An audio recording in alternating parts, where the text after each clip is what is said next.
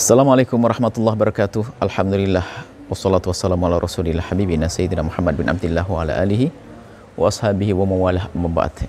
Yang kami cintai, kami muliakan kaum muslimin dan muslimat dimanapun anda berada, khususnya yang berada di Aceh.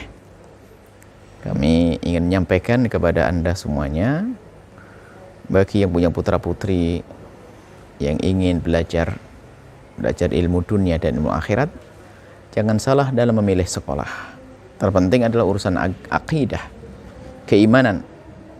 Maka kami sampaikan bahwa di Aceh ada salah satu lembaga pendidikan pesantren yang Dayah Babu Salam Al-Hanafiyah Matangkuli Aceh Utara. Di sana ada pendidikan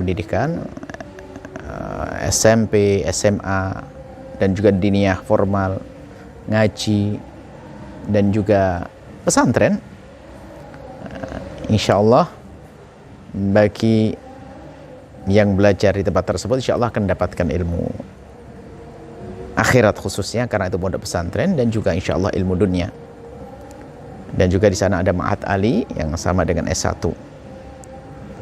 dengan pengasuh yang mulia adalah Tengku Haji Sirajuddin Hanafi.